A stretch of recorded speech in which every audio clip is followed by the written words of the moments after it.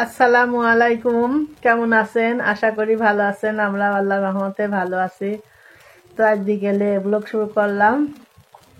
ভাবলাম যে আপনাদের সঙ্গে একটু কথা বলি।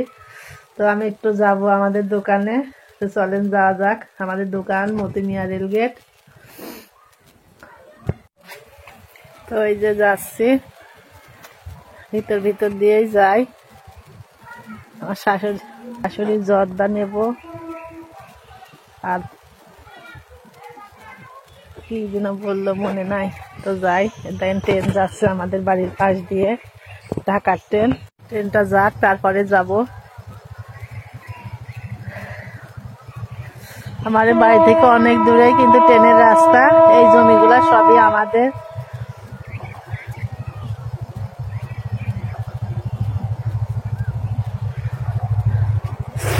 ট্রেন দেখলে ভয় লাগে।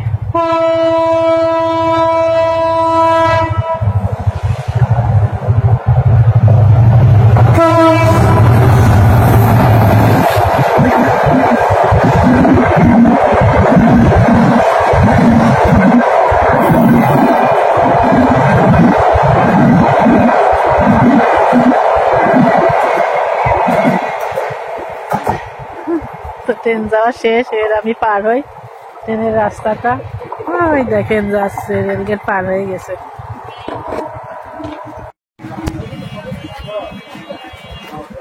তো এই যে আমাদের দোকান, দোকানদারি করছে।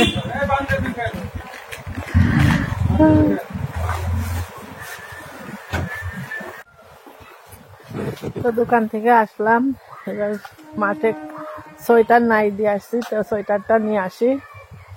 এই মাত্র ট্রেন গেল, আবার ট্রেন আসছে। আবার ট্রেন আসছে, দেখেন এই মাত্র গেল এই দিক থেকে, এবার আসছে এই দিক থেকে। কুয়াদায় যাচ্ছে এবার।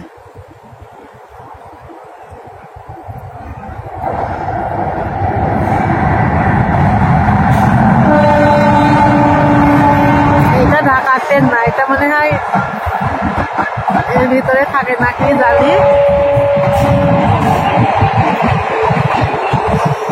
তো সোয়েটার গুলা তুলে নিয়ে এই যে বৌমার জন্য ডিম সিদ্ধ করতে দিছি। ও সন্ধ্যার সময় ডিম খায়। তো ঘুম থেকে উঠলে ডিমটা দেবো, নুডলস রান্না করে দেব। আর যা যা করি, গল্প যা করি আপনার সঙ্গে শেয়ার করব।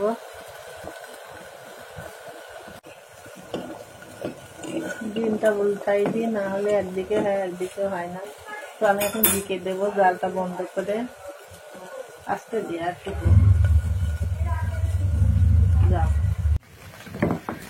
তো আমি এখন সকালবেলা নাস্তা তৈরি করতে রান্নাঘরে আসছি। তো এই যে আলু ভাজি হচ্ছে, এদিকে রুটিও হয়ে গেছে, আর একটা বেলতে হবে। তো আমি এখন পরোটা বানাবো। পরোটা বানানো আছে ঘরে, ঝটপট পরোটা। তো এটা আমি এখন ভেজে দেবো। আর বেগুন পোড়াই রাখছি, এই বেগুনটা ভর্তা করব, ডিম সিদ্ধ করবো। এই হলো সকালের নাস্তা।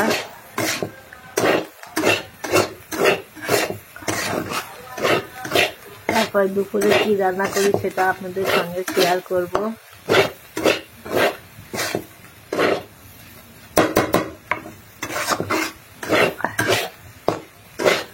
আলু ভাজিটা আমার একটু মানে লাল লাল করে ভাজলে ভালো লাগে। আর সাদা সাদা করে ভাজলে মনে হয় যেন কাঁচা কাঁচা ভাজলে আমার ভালো লাগে না।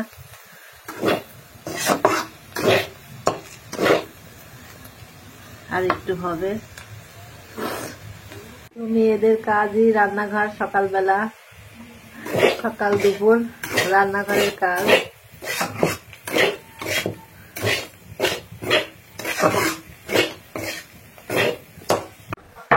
এই যে পরোটা ভাজছি,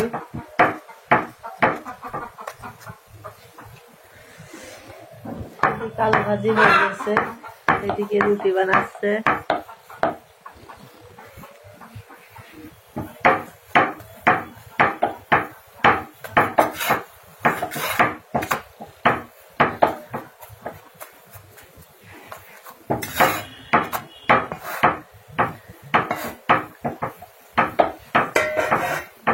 তো তো সকালে নাস্তা বানানো শেষ।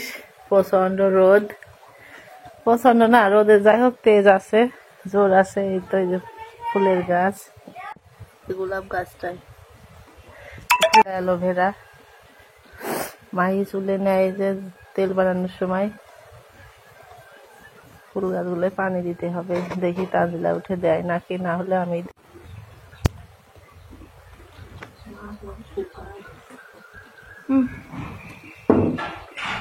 আজকে যে ছোট মাছ চচ্চড়ি করবো, এর মটরশুঁটি দিয়ে আর টমেটো দিয়ে মাছটা দিয়ে নিই, চচ্চড়ির জন্য তৈরি করে নিই, তারপরে আবার আপনাদের সঙ্গে শেয়ার করবো।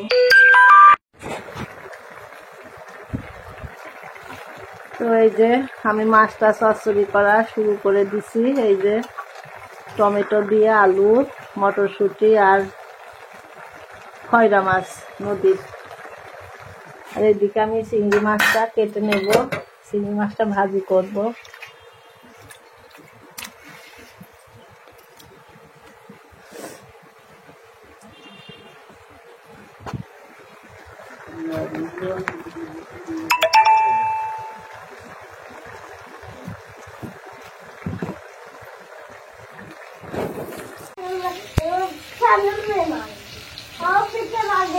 তো এই যে আমি চিংড়ি মাছটা ভাজি করছি।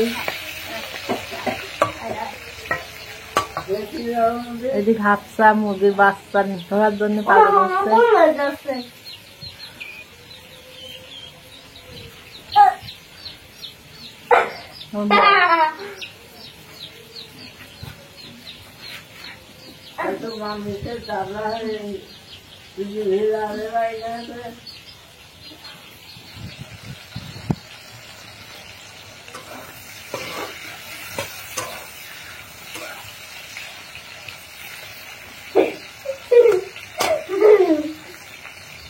মামি আমার দিকে তাকাচ্ছিল। কি তাকাচ্ছিল? মুরগি। মুরগির বাচ্চা কোলের উপর করে যাই, কোলের উপর করে যাচ্ছে দেখেন। হাফসা পাগল। তো এখন ওই যে আমি ব্রয়লারের মাংস ভাজি করে দিচ্ছি আমার বৌমাকে। আর এই যে আমার রান্নাঘরের একটা কিনছি, কেমন হয়েছে।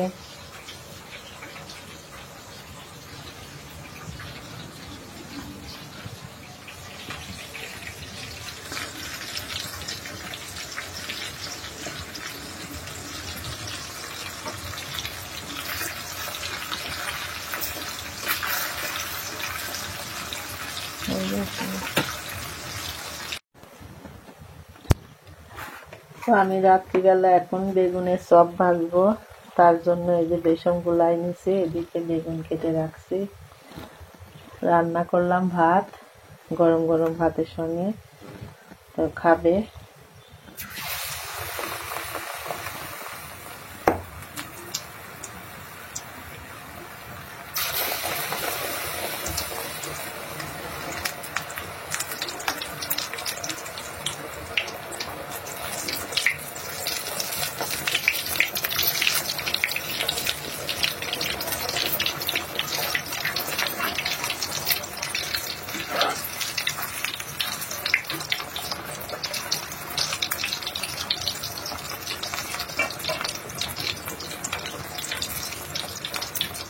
এদিকে আমি দুইটা অলরেডি ভাজা হয়ে গেছে,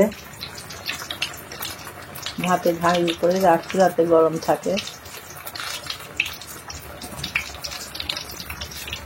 এদিকে গরম গরম ভাত, ধুমোরটা।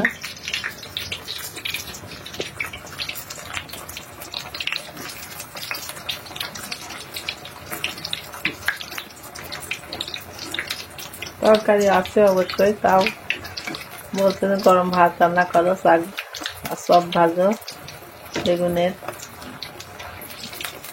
এই দিয়ে খাওয়া হয়ে যাবে। তরকারিও আছে।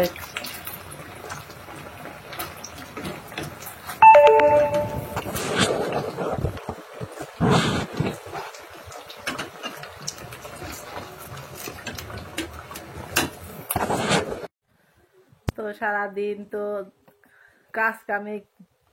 কাটে, তারপরে রাত্রে এখন সন্ধ্যার পর সন্ধ্যা হয়ে গেছে, এখন রাত মনে হয় 7:30 8টা বাজছে।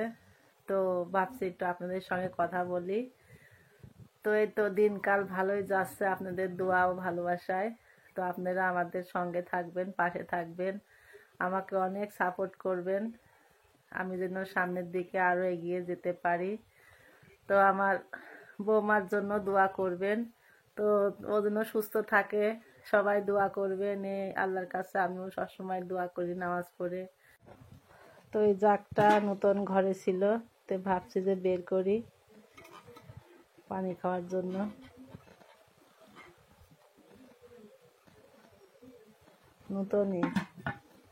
নতুন জাগে তোলা ছিল, আর শোকেসের ভিতরে তো বের করলাম। তো একটু পরিষ্কার করে ভিম দিয়ে ধুয়ে তারপরে পানি রাখবো, ভালোই পানি আসবি না। আপনারা সবাই দোয়া করবেন আমাদের জন্য, আমাদের পাশে থাকবেন, এই আর কি। আর এখন শীতের দিন আমরা কম্বল, চাদরের উপরে একটা কম্বল পারি, কম্বলটা পারলে আপনার চাদরটা অনেক ঠান্ডা হয়ে থাকে, আর কম্বলটা পারলে অনেক কিন্তু গরম হয়।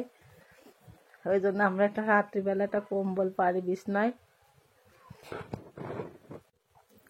তো আপনারা ভালো থাকবেন, সুস্থ থাকবেন, আমাদের জন্য দোয়া করবেন। তো আজকে এই পর্যন্ত ভিডিওটা শেষ করলাম। আল্লাহ হাফেজ।